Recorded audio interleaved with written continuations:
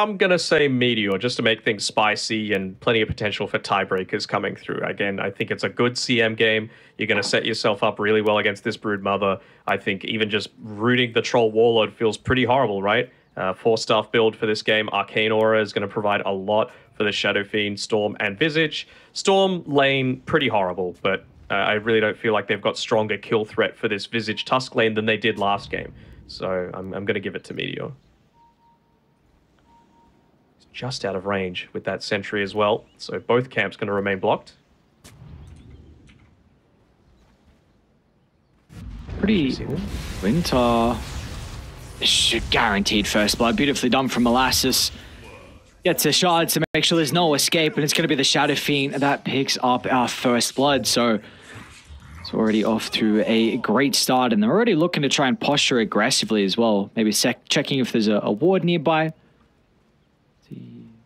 Did a good job to kind of show themselves, so they didn't get a guarantee whether it's a hero that gave them vision or not. Oh, Cholo. Oh, well, they knew he still was going to be nearby. Though. But they'll get the kill. So a second one picked up. Let's see what they want to do now off the back of the Meteor. Shadowfiend has no mana. Yeah. So is that worth it? Having no mana on basically everyone. We'll see. We'll see. I mean, the other thing as well that Supernova are going to be hating is that you leveled up Frost Shield, level 1 on Chola, and that is not what you want. You want to be getting that Frost Blast out level 1, level 3. Then you can look to put, one value point into the Sinister Gaze, max out that Frost Shield as quickly as possible. But this really does not do much for your laning at all.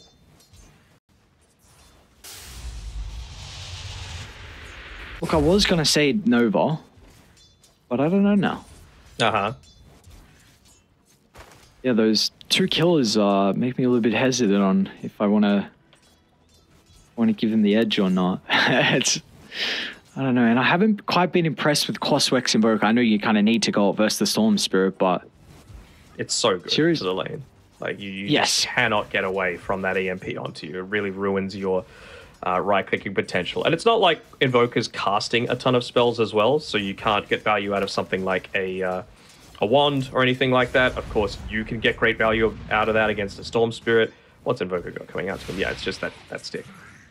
Yeah, it's so good for the lane, but the issue is how you going to be able to scale. Like, you have to get kills on the Invoker to be able to keep up and hope to get like an early Midas off the back of like a Meteor or a Spirit Vessel. So that's just my concern. Like Coswex Invoker, we've seen this way too often where it can be good for a game, but you can have a difficult time with being able to keep up.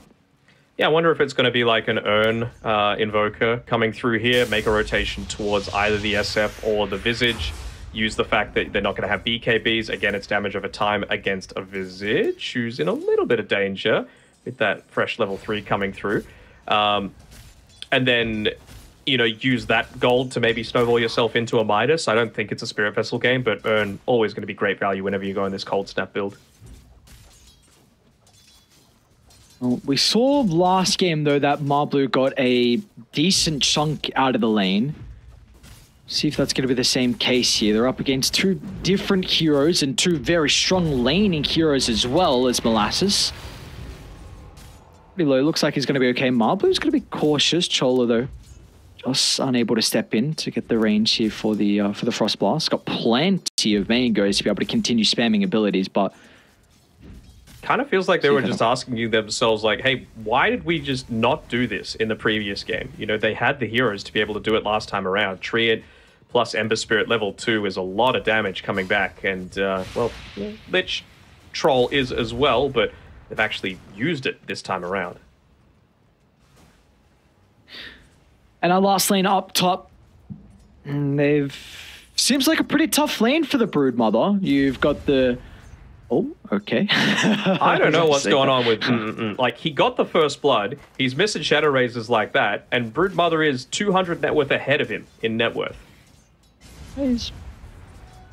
Tough start to the lane. You'll see now he's got that second point up in the raise, and you're going to bring out some more regen. He's got the 1, so hopefully that's going to be able to keep him up to continue spamming out. I mean, it's nice that TZ has a Bassi, so should be able to have plenty of mana to look to utilize in this lane.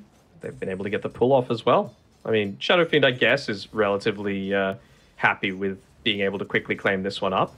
I want to see CM make that rotation near it. Gets him onto this level 3. There's the Arcane Aura. So a lot of the time you look to put, the second point into one of your damage spells, but for this game, Arcane Aura is king. Even buying up a Bassi Ring on TZ for the Shadow Fiend is going to be great. Oh, this is a great Sentry Ward as well. Covers both the small camp block, which he gets before the minute mark, and then he's going to be able to de-ward that one as well. A great time by TZ. What? This isn't the lane. No, it's not. Marblu, nice body blocks. Looks like he might just turn to Molasses though instead. Grave Chill helps him out, and now Storm Spirit's bottom. Echoes one of the bounty rune. Can they hold the troll down? They've got the shards. Oh. It's not going to matter though. They can hold him down into place. Echoes can close the distance. Surely. Need the vision. Oh, Han, great rotation. Just gets Winter out of danger.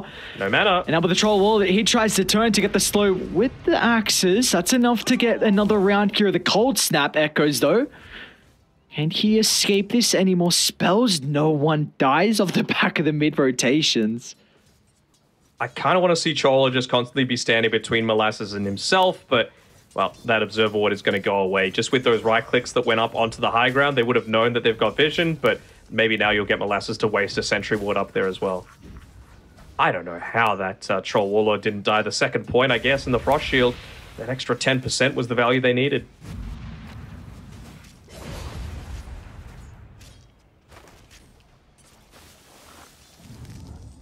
Lane Tizzy, very nicely done. Might be in some trouble now though. Sukkenbola still on cooldown with the Fade Walk coming up shortly, but Tizzy is going to be okay. So a lot of damage going back and forth in pretty much all our lanes. It's very much a different start to this third game than what we saw prior. That second game was a little bit more slower paced. With how spammy they've been on the top side, again, he didn't put the second point in the Silken Bola. I know it's not a big damage increase, but again, against two heroes that are this low. We'll go down Han though.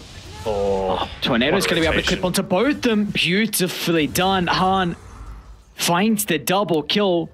No Orn, no Urn, I should say. Looks like he's actually going to be rushing the Witchblade.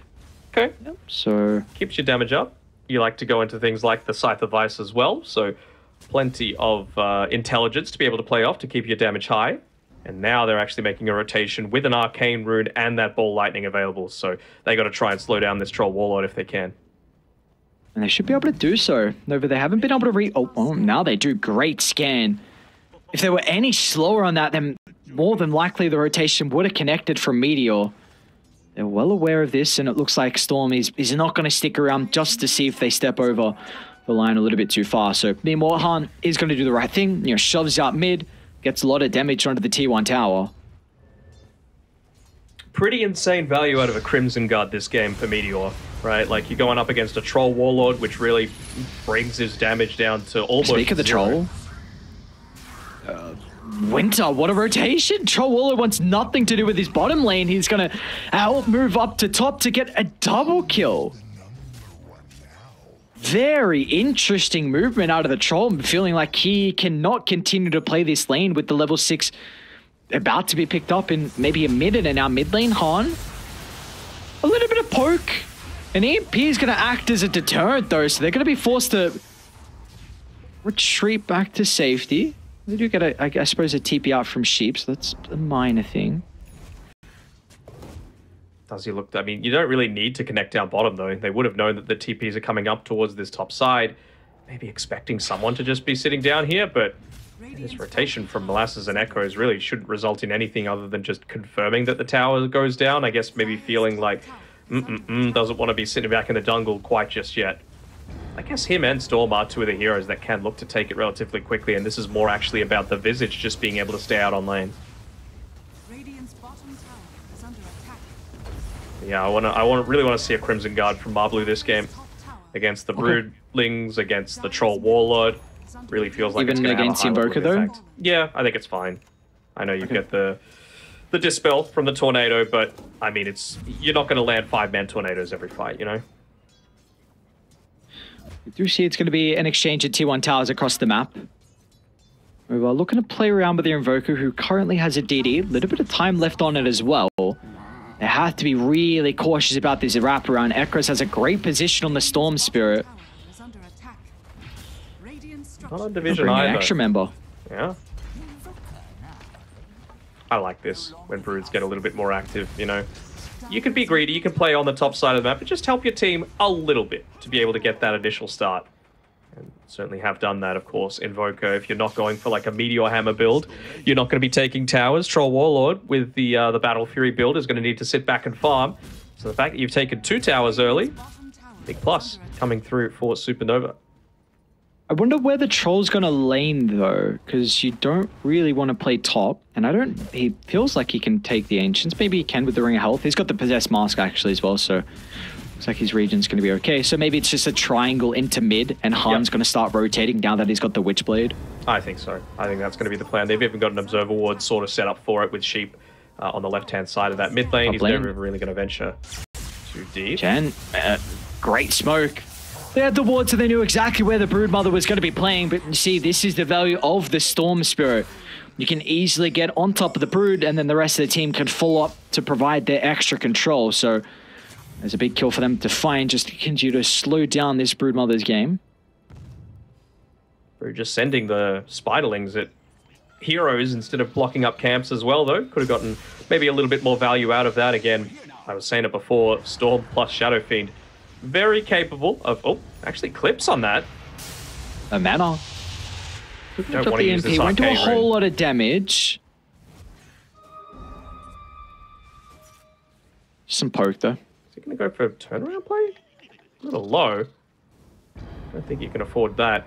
I mean, the Witchblade does provide kind of what I was talking about with the Urn, but also gives you that scaling potential as well, right? Give a little bit of extra physical damage protection. Yeah, you get a little bit of armor from the Urn, but 6 from the Witchblade feels much stronger.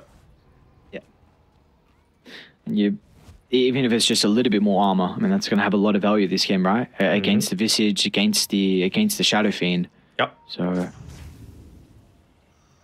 seems like Supernova pretty happy with what they're getting out of the map. Going to even find a D-Ward as well. Really nicely done from Cholo. That could have proved to be a bit of an issue here for Chen, scouting him out constantly on his farming patterns around the top lane. But I mean, they don't have the greatest pickoff, again, on Supernova, right? So I like the fact that Cholo is just playing alongside Chen. He's just going to enable him to farm. He's going to be sitting behind with that Frost Shield available. If they dive in super deep near a creep wave, Chain Frost can look to have some value now as well. And if they look to move away from this lane and prevent that kill threat, then Chen's just going to look to take your tower. He's gone pretty deep, though. And a very early use. That's a great Chain Frost, but it's not going to do a whole lot to turn it back around as Echoes. Plenty of mana left to get the kill into Chen, and now TZ held the Frostbite to also get the +1 onto Chola. So just thinking that they have the damage to dive Molasses under the tower, but an instant TP from Echoes proves it otherwise. I mean, that was a really early Frost Shield usage. You know, you want Frost Shield to be reactive or to be able to, you know, chase someone who's away in a lane away from towers. But this is a 12-minute tier 2 tower where no one's had to TP previously. That Frost Shield isn't going to be the extra damage that you need to dive. Crazy stuff after a great D-Ward play. And maybe thinking like they could force some reactions and then get out, but Dai were already set up enough to clip them once they were out of position. I mean, you do see, though, Nova, what they're getting out of the map. I mean, this is a Midas almost completed for Han, so he's... I question if he was going to be able to scale. He's top of the net worth and having a great start. Winter as well, second in net worth. It's going to be a very good Battle Fury timing from him. I guess the question again is, though, like, where are they looking to play exactly? Like, is Han, and is it just going to be about getting into this Midas and then looking to get a little bit more active? I'm sure he's going to be saying to Sheep, don't take my creeps, even if it's just the one range creep, because any time that he's just spending farming is time that this Broodmother doesn't have the space to be able to wrap freely up on this top side and create more space for the Troll Warlord. Not the highest damage trio, though, you have to say. Invoker, Rubik, Lich. No real instant catch, no blink daggers yet, no gap close, no escape potential outside of the Ghost Walk. So they're trying to, you know, avoid the vision that this outpost provides, but they're just walking underneath an Observer Ward the entire time. And they know this, that's why Visage is going in, pushing in so deep towards this bottom side of the map. They're going to force a defensive movement, And yeah, Troll's farming, but I feel like you're relatively happy if Storm and Shadow Fiend are farming too, at least until that BKB. Yeah. Do we feel like that 15 talent timing from the, well, actually top lane rotation starting to come through? Echoes again. That's why they're able to make the jump. Freezing Field blows him up. It's the vision game, and this is with them picking the Storm Spirit up for Echoes. Again, it's one of the big heroes to be able to get on top of the Broodmother straight away. Sometimes you can have that weakness, but not in this game in particular. Nova are going to try and get something out of the map, though, off the back of the smoke. They'll be too late to intercept the Shadow Fiend going back to the T2 tower. They're going to try and get Marblu instead. They're able to do so, though. He's playing ahead of the team. They wanted the Invoker there potentially, but I think even Nova popped the smoke maybe on a D ward or on a creep. So unfortunately for them, that smoke's not going to work out. Now for Supernova there. Back to farming, but for Dire, I did want to bring up, like, what do we think about this 15 timing here for them? The talents in particular, for the Shadow Fiend with the Presence Aura affecting buildings, and with the Visage with the minus armor corruption as well. Is that really their big spike that we're going to see coming up shortly? You'd think so, right? They're going to have the drums by that point. They're going to have the pipe by that point. Marblu has stayed level in levels with so he's going to be able to hit that at a similar sort of timing. And we talk about the kill threat that this roaming trio of the Storm +2, sorry, with the Invoker +2 Supernova supports has. You would have to say we've seen twice now that Echoes is able to make that jump into the Frostbite, into the Freezing Field, and people just die. It's much more reliable damage coming through compared to what Invoker Lich is able to output. Okay, so if we feel like that's then the big timing for Meteor, what does Supernova need around that to be able to address it? The items in particular that they need to kind of change up to be able to deal with the push that we're going to see come out very, very shortly? I don't even know if there necessarily is anything that they can do against that. If it was me, I would be looking to play a little bit more aggressively around this top tower and make sure that Shen is actually able to take this tier 2, because the way you're going to get to those items quickly before you've got Troll big enough to be able to address it, or before you get the Invoker into, I don't know, a Scythe of Vice, for example, is by taking away that strong Dire jungle. Well, they'll finally get the ward top at least, though. The one that they were continuing to stand on as the Crystal Maiden also died. Nice ability for Sheep to steal on the Frostbite, but we see what's happening across the map. That's 5 heroes you need on Supernova to get a tier 2 tower and protect the Brood. And, well, meanwhile, bottom, all you need is 2, and they also get the tier 1 mid. So it's just another... It's another time that we see Meteor just edging out the victory in regards to the macro game, just getting a little bit more out of the map.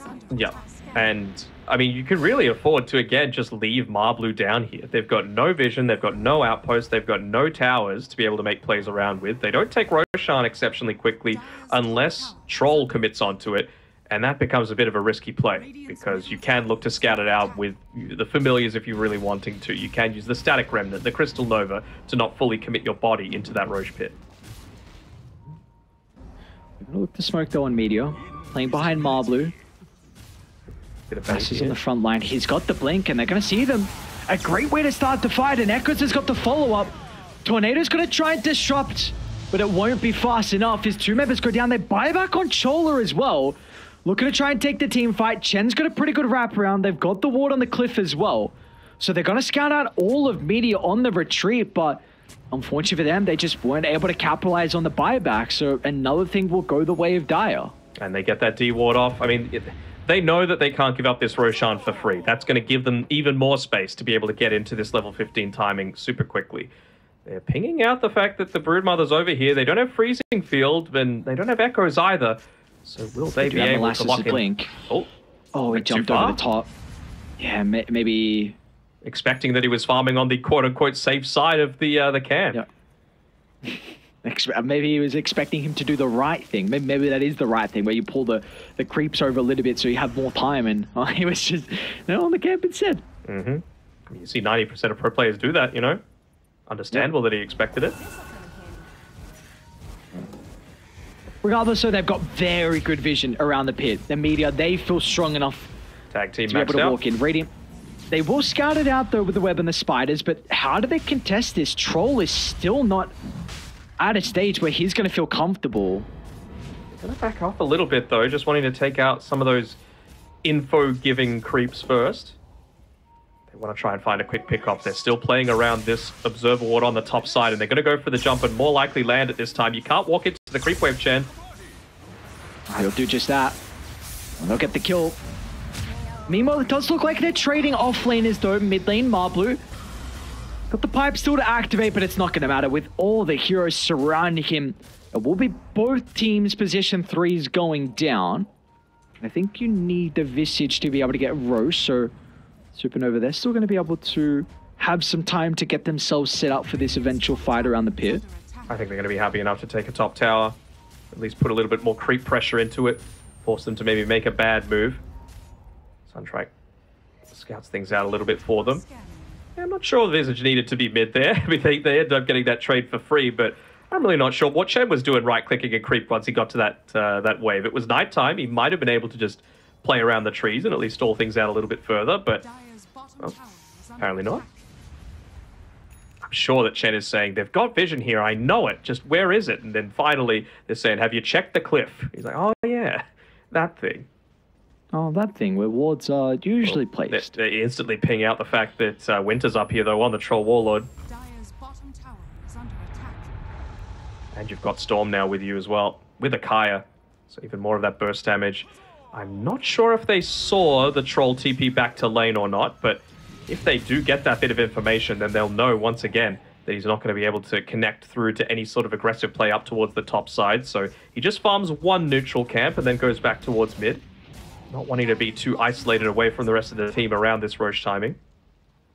Meteor. They're looking to try and start the fire, being the proactive ones. Han is a pretty good spot to pop the smoke. They got detection. Central's going to be laid down. That's a huge target to take out of the equation. And with the Chain Frost, it's only going to tickle them with the pipe activated. Chen's going to try and send some of the army in, but that'll be quickly dealt with. And they're baiting. Maybe thinking they're going to step a little bit too far over, but the ward was there, so they knew that no one continued to retreat. No Invoker, though. That is a Roshan fight that you want to be taking, especially with that Chain Frost being used. Using the Spiderlings once again to be able to scout things out, but I mean, as it's about to die, you could just Requiem if you really want to be on the safe side. Stepping a little bit too far, it's going to be the Lich. Eyes onto the Troll Ward, enters it and gets the Aegis. Under the cover of the BKB, can look to turn towards the Tusk as well. Now with the Battle Trance activated, can he lock on top of the Shadow Fiend? Hasn't got a way to hold him into place, so Shadow Fiend can reposition. And now with the familiar stuns, they're kiting the Troll. Meanwhile, Chen's also in some trouble as well, but the Broodmother's going to go down, and Troll is completely isolated. Where are the boys to keep him alive? Han's going to be nearby, Sheep as well. But a Shard's easily set up to make sure there's no escape. Echoes is out of mana. So he's going to struggle about chasing down some of the surviving members, but even though they get the Aegis onto the Troll, they steal it out of the hands of Dire. It's still a fight that goes the way of Meteor. How the hell did they get that? I mean, again, they really don't have that many stuns to be able to play around with. Luckily for, well, maybe he would have been able to secure it if he pops the BKB on the SF, but he's able to turn around and get the double kill. What up? Do you see that tornado timing? As soon as Molasses jumped in, Han, it looked like he was wanting to use it on a creep, but you know, just unfortunate things. Sometimes it happens. So, small learnings, right? If there's a creep wave there, don't jump in. So it looked like they all turned to try and kill the Lich. Oh, and then he sucked him in the snowball as well. So the Requiem got delayed. So yeah. At least he had the BKB to be able to run away. No root, unluckily enough for Winter though. You know, it does pierce the BKB now, so you had that to be able to play around with, but I'm sure this is just screaming to TZ, root him, please! Keep this Troll away from me, and, well, it's still going to be at this stage as someone else is dying. Another death for Chola.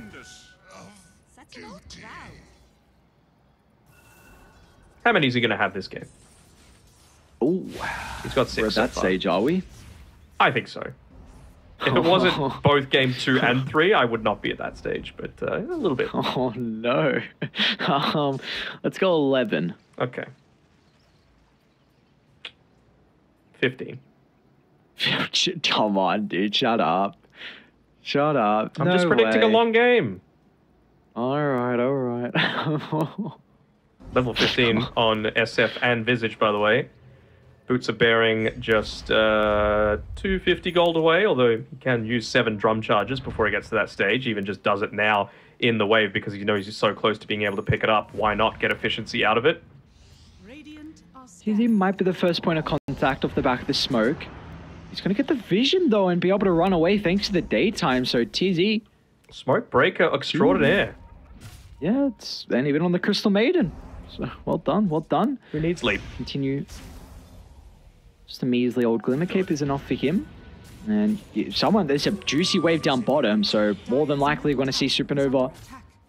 Do they want to stay here? That bottom, that's a lot of farm for Troll if he wants it. It is. I think they just don't want to lose this high ground vision that they've got. You know, they're both of them rotating back. He at least takes the jungle on Han, and he's starting to work towards that that Scythe of Vice for himself. So it's going to give them a bit of control, but again, it's just about how long do they need to delay this game for? Another 10 minutes, do we think?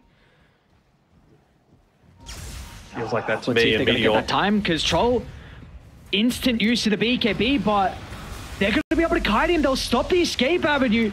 This fight's going to be all off the back of Han if he can land the abilities, but Echoes, he wants to take him out of the fight. The BKB is going to be able to protect the Invoker for the moment. Han can stand strong.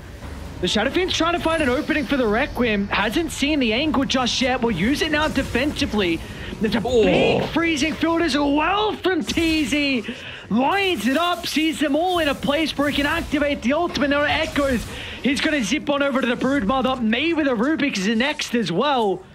You get the damage out of the low ground and he misses. It's not going to matter. Some one charges will keep Sheep healthy enough, but another fight going the way of Meteor. That was ballsy by Winter to go back into that one after he was forced to drop the BKB just to be able to escape, just able to cut through the tree line as well with the Battle Fury to be able to make his way back to safety. But you know, I was saying that they needed to be able to slow this one down for 10 minutes, and Meteor Gaming, they are like, no, time is now. Why not? Wait, what? Oh, they took the T3, silly me. Okay. Hang on a second, they're going to have a glyph after this. All right, looks like they might get the melee and maybe back off and show some respect. Another drum. Oh, Sheep. And you got the BKB for quiet out of the Shadow Fiend. Visage might be in some trouble. Meteor actually looking to take the team fight. Winter in the middle. Look at the damage on the Troll. He won't have an opportunity to activate anything as Meteor blow up the carry on Supernova, and now definitely they're going to think about bottom. I think they just thought that they might get a lucky bash or something onto that Visage because he's got the shard. You can't afford to make that sort of play with your lack of again. Disable. Jen's going to reveal himself for a second and they just blow him up. Not a lot of value out of the Chain Frost because the Familiar is bouncing back. And this is that timing with the talents we were mentioning, Danog. That's why they're able to push so goddamn fast. Lads, Pipe, Boots of Bearing, Arcane Aura. On. They're going to be able to blow him up before the BKB's even activated. Yep. And they called it. They should. Man, what a game for Meteor. That was a demolishing game 3. Reverse sweep. This is what you want to do, you know, just to give yourselves a little bit of momentum coming into the following series. Of course, like we were saying before, they've just got the 1 win so far this season. So this makes it a little spicy, right? 2 and 3.